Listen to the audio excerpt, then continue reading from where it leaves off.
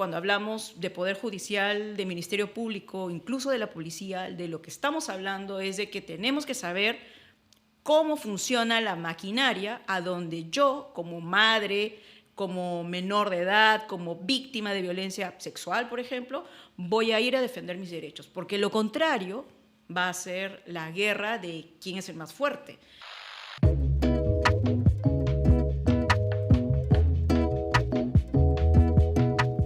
Esta mañana nos acompaña Cruz Silva. Cruz, ¿cómo estás? ¿Cómo estás, César? Muchas gracias por la invitación. Creo que la invitación es urgente.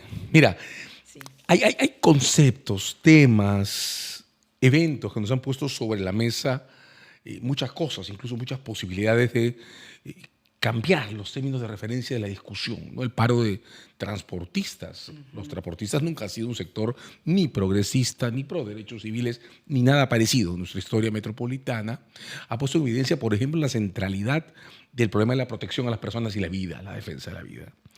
Pero en el medio tenemos todavía en agenda una serie de discusiones que tú estás siguiendo con particular intensidad, que se refieren a construcciones que creo que todavía nos cuesta entender o internalizar colectivamente como importantes.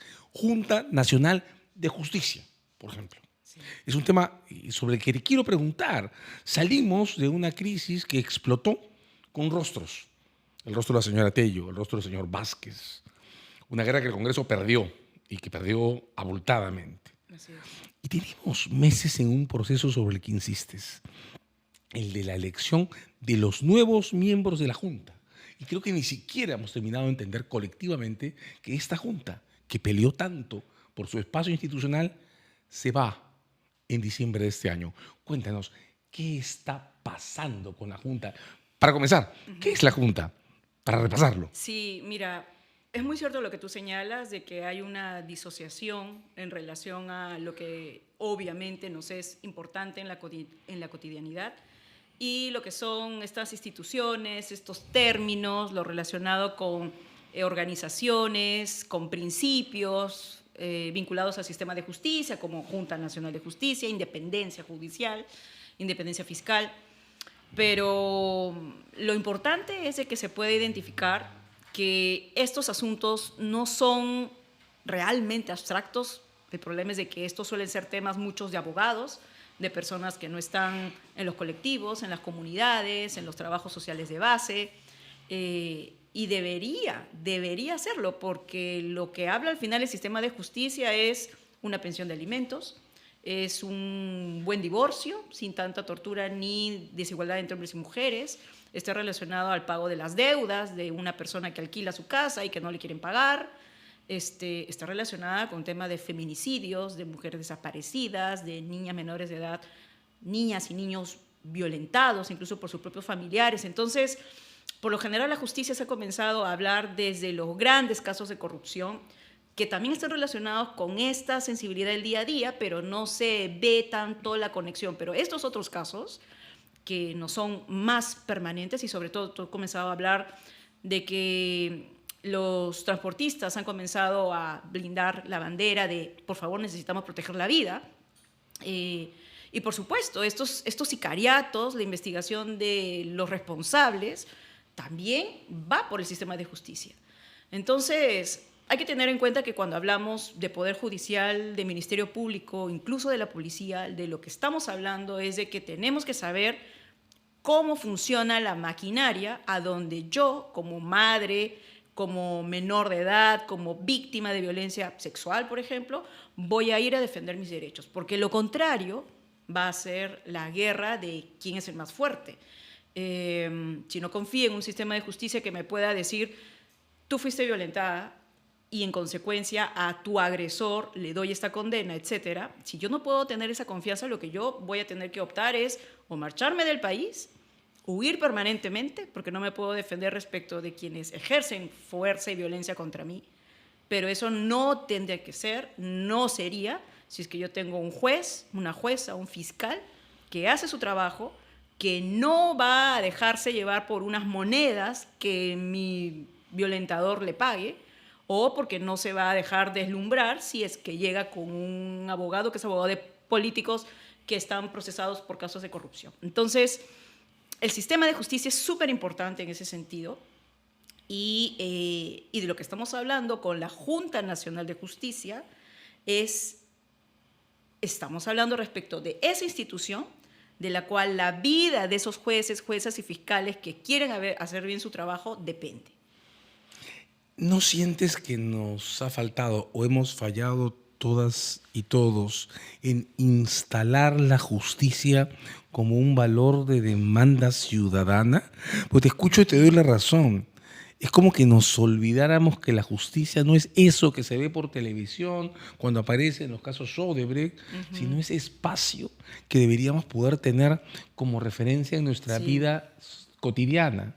¿No hemos fallado ahí? Sí, y sí, permanentemente, pero creo que es algo en lo que hemos fallado diversos actores, ¿no?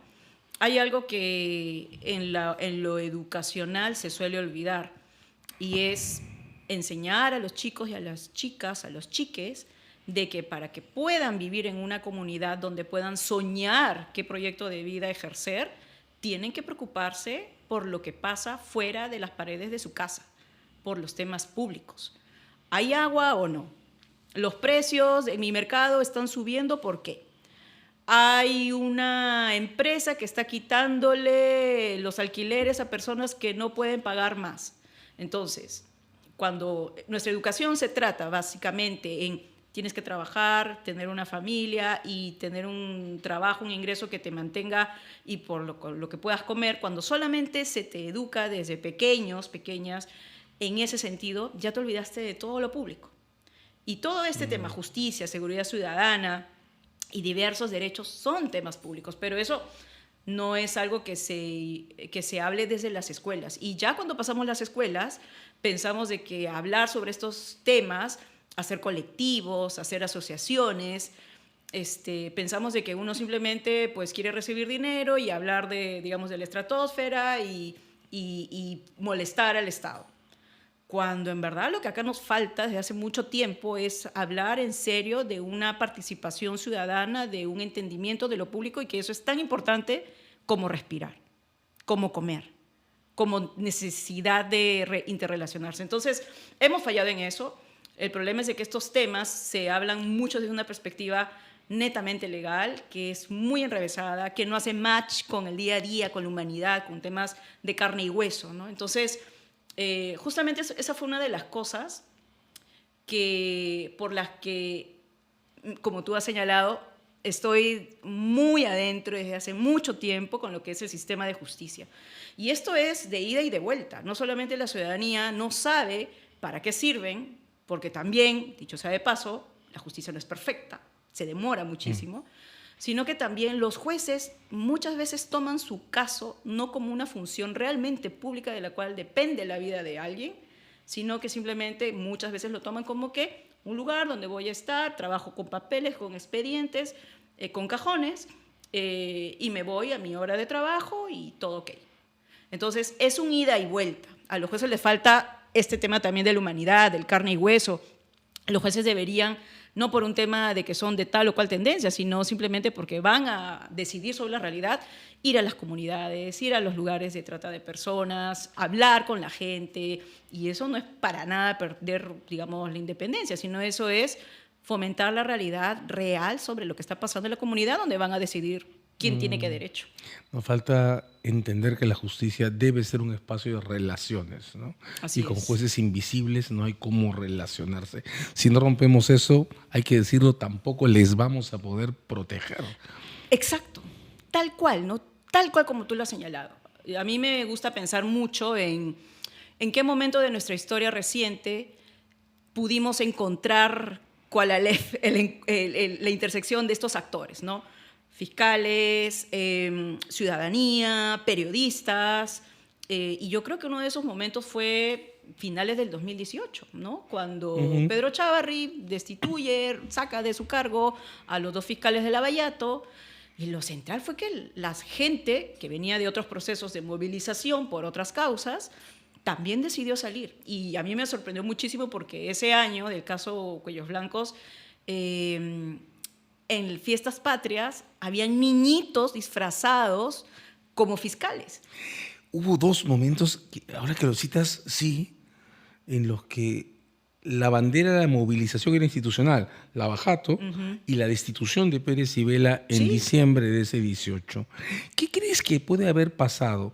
También hay que decir que esa es la sociedad metropolitana de Lima, ¿no? así es. Pero ¿qué puede haber pasado entre ese nivel de activación, tal que, por ejemplo, el origen de la Bajato se convirtió en una bandera ciudadana, más allá de preferencias y distancias? Yo recuerdo incluso el rostro de Pérez en una revista como personalidad del año, Así ¿verdad? es, así ¿Qué es. puede haber pasado entre ese momento en el que un sector de la ciudadanía, por lo menos en Lima, encontró una especie de apoderamiento de lo público, ¿no?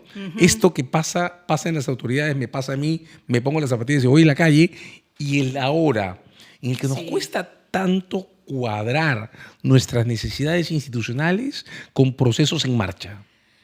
Creo que pasaron diversas cosas. Yo lo primero que diría es que una de las primeras diferencias de ese momento y el ahora está relacionado con la visibilidad y el espacio que se le daba en medios de comunicación a los operadores de justicia. Fiscales que hablaban, que salían a explicar qué estaba pasando con sus decisiones, por qué habían problemas en las propuestas fiscales que ellos señalaban, y se les daba cabida, ¿no? En los medios de comunicación, conferencias de prensa promovidas por el mismo Ministerio Público. Entonces los fiscales, los operadores de justicia, tenían en ese momento la excepcionalidad de poderle hablar a la gente.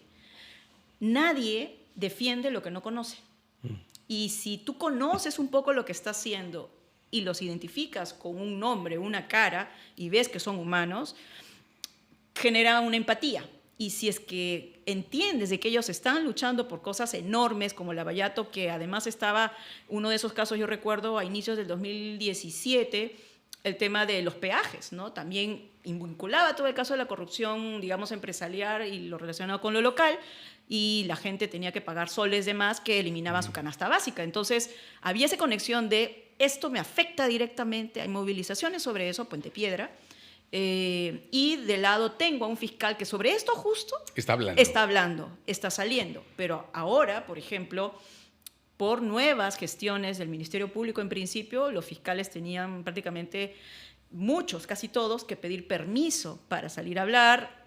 Algunos no podían hacerlo. No existe esa dinámica del sistema de justicia, vamos a hablarle a la gente, ¿no?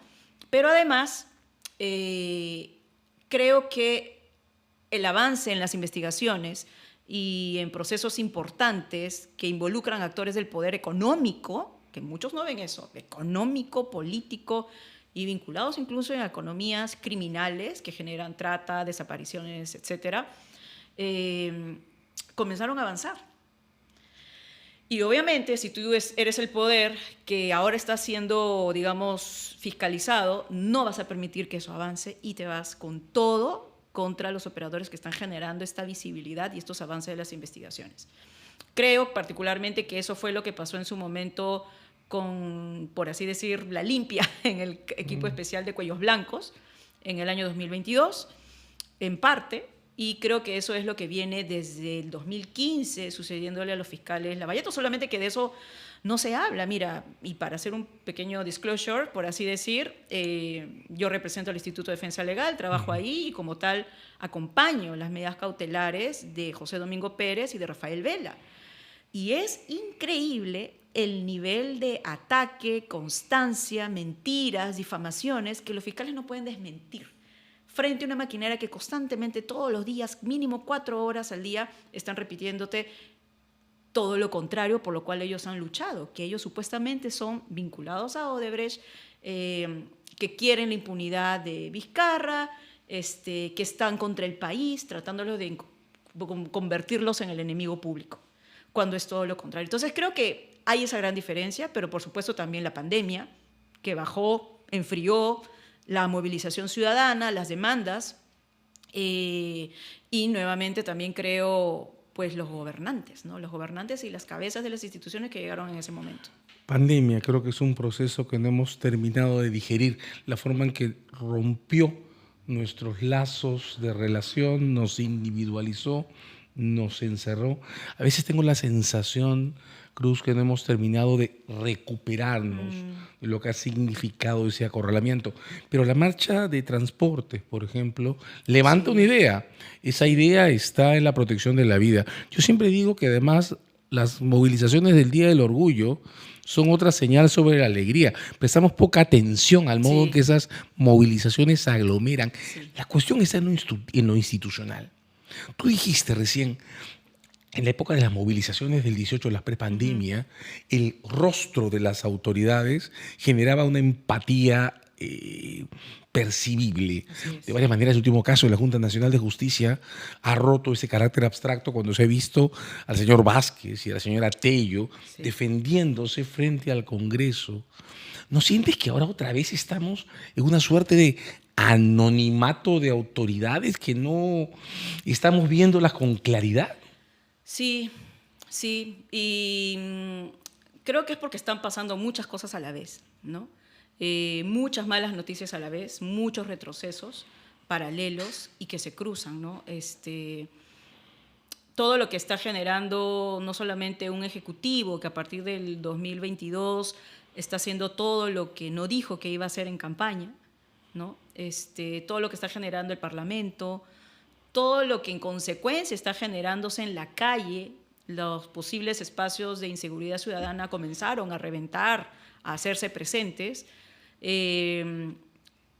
Todo eso ha generado de que tengamos una lista de malas noticias, las muertes, los sicariatos, el costo de la vida, la contaminación de las aguas, el asesinato de los protestantes, violaciones, la cantidad de desapariciones de mujeres ha aumentado muchísimo, el retroceso respecto de derechos de pueblos indígenas, muchas cosas, además de lo institucional. Entonces, creo que la cantidad de malas noticias que está pasando está ayudando a esa invisibilidad del centro que puede ayudar a que este descontrol tenga un poco de control, que es justamente los jueces, las juezas y los fiscales. Pero súmale a eso toda la estigmatización, la dinámica de la desinformación que agarra un poco de verdad lo que hay en mucha mentira, y entonces terminas pues desdibujando autoridades. Y además, para bien o para mal, las autoridades que llegaron a partir del 2022, Defensor del Pueblo, Fiscalía de la Nación, Tribunal Constitucional, están vinculados a actores que desean que nada de esto cambie y al contrario quieren recuperar lo que antes tenían, que era presencia en esos estados y garantías de impunidad, ¿no? Entonces, eso se ha juntado y contra eso es lo que algunos están batallando, pero lamentablemente, nuevamente, la cantidad de cosas terribles que están pasando en el país hacen que se pierda en la lista de urgentes lo relacionado con las autoridades y el sistema de justicia. Y además, también lo que ha habido es la normalización del desprecio, la normalización del racismo, de la discriminación. Yo recuerdo mucho cuando uno de los líderes del transporte, ahora hace unos días, entra al Congreso y le habla a este almirante, ¿no? Al congresista, y en uno el almirante le dice, no quiero que me vengan con mentiras, de saque, desvirtuando absolutamente lo que todavía no le había dicho. Y es terrible cuando el demandante te dice, yo voté por usted, yo confío en usted. Y si tú vieras ese rostro humano de este hombre que ha marchado, que ha llegado hasta ahí, que sin duda puede tener también sus errores, pero en ese momento está en esa demanda, es terrible la absoluta desconexión y, como se dice lamentablemente el basureo de las demandas populares y urgentes, ¿no? Entonces, eso ha ayudado a que todo se pierda en esta lista de problemas y no se vea una solución. Individualización, agobio, desprecio e invisibilidad. ¿Cómo peleamos por algo que no podemos ver? ¿Verdad? Pero sí. hay un factor más que me llama la atención. En este proceso, por ejemplo, en este momento, un colectivo que se llama la Comisión Especial, autoridades, jefes o cabezas de pliegos, la Defensoría del Pueblo, Judicial, la Fiscalía, el Constitucional, etcétera, están eligiendo a los magistrados o magistradas que van a reemplazar a la actual Junta Nacional de Justicia. Así es. La que ha pasado este último año y meses peleando contra el Congreso. La van a reemplazar. una de las cosas que tú observas permanentemente es la poca transparencia que tiene este proceso. Sí. Al costado no sientes que además hay dos datos fuertes de falta de interés ciudadano en el proceso. El primero, la poca cobertura que tiene la demanda por información. Y el segundo, las candidaturas. ¿Por qué, Cruz? ¿Por qué las personas con capacidad para ocupar esos cargos ni siquiera se están aproximando a postular y a poner en aprietos a los electores? Te cito solo un ejemplo. Manuel Monteagudo en el Tribunal Constitucional.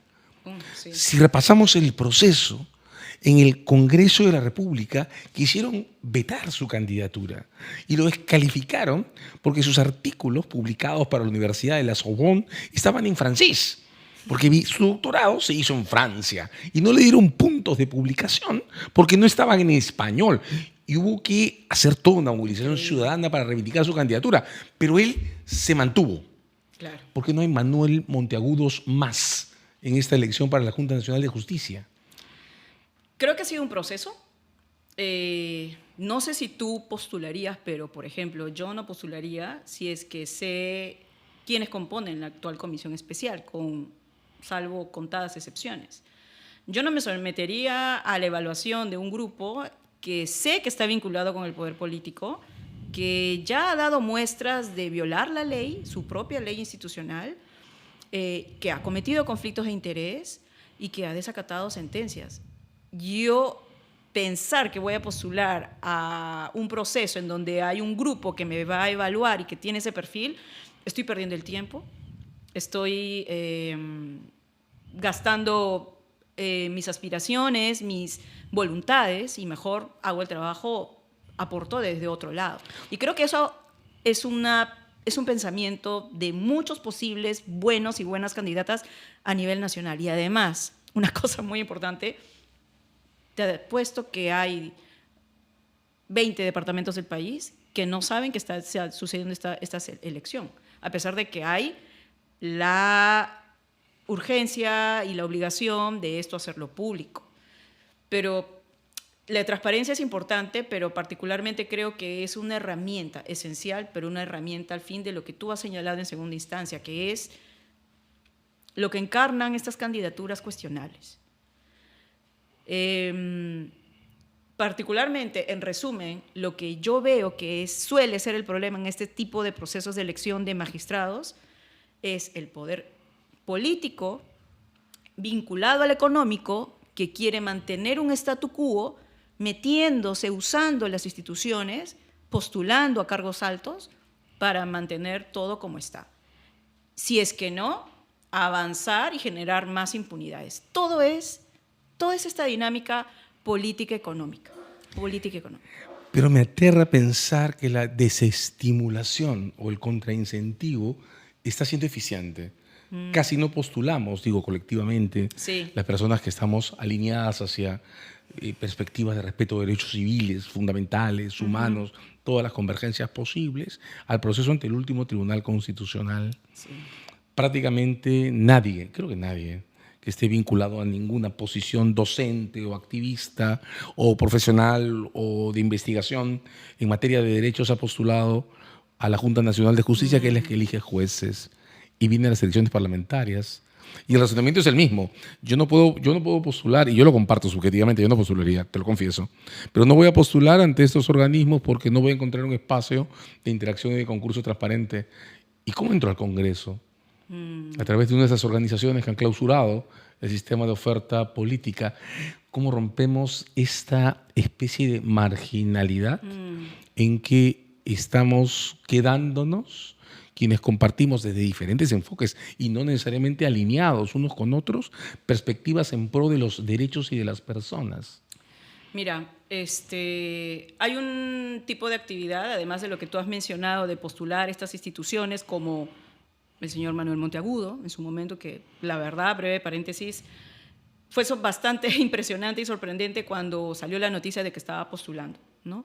Y qué bueno también que lo hayan nombrado, eso parecía pues es un milagro. Pero costó forceps, ¿no? después de la calificación. Hay que decir, Manuel Monteagudo no es un hombre que haya vivido en movimientos progresistas ni nada parecido. Dejó la gerencia legal del Banco Central de Reserva para asumir el desafío de ser juez constitucional. Así es. Y creo que Manuel Monteagudo comenzó a ser visto desde quienes sabemos y estamos, digamos, acompañando todos los procesos de justicia en el país porque, y como es, ¿no? Fue una forma indirecta. Él como integrante del banco, del BCR, litigó un caso frente a un juez que luego quería ser supremo y que ese caso lo había definido de una forma muy cuestionable, ¿no? El juez Ángel Romero. Ángel Romero. ¿No? Entonces, cuando Ángel Romero postula a la Suprema, obviamente están las sentencias cuestionables y una es del BCR y ahí vemos a Monteagudo que estaba en ese otro lado, en el BCR, diciendo, pues sí, esa sentencia la tuvimos que litigar y pasó esto y el otro, ¿no? Pero, y fíjate que es bien interesante porque, claro, Monteagudo es un ejemplo, pero hay otros ejemplos rarísimos. En el Consejo Nacional de Magistratura, ex Junta Nacional de Justicia, estuvo un médico y un ingeniero. Dos médicos, ¿no?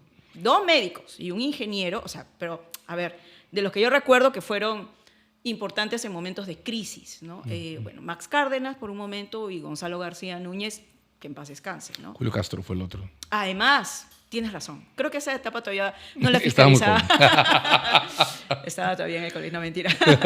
Pero yo recuerdo mucho, ¿no? Entonces, claro, hay muchos perfiles, muchos ciudadanos, y yo creo que encontraríamos más si es que este debate, esta conversación, no se quedara en Lima, no se quedara en la capital de Lima, en la ciudad, y se trasladara a otros departamentos. Y en parte creo que la estrategia de la no transparencia es eso, no hacer que otros buenos, excelentes y comprometidos profesionales, yo he encontrado muchísimos en Ayacucho, por ejemplo, no se interesen, ¿no? Pero esa es una cosa, pero lo otro está relacionado a que, como te digo, ahora que, entre comillas, la postura de defensa de derechos humanos y de institucionalidad no encuentra qué hacer para poder ayudar a promover un escenario para poder vivir en algo y no haya todos estos golpes y estos retrocesos, creo que nos estamos olvidando de esa otra forma de ejercer esa ciudadanía que es la protesta,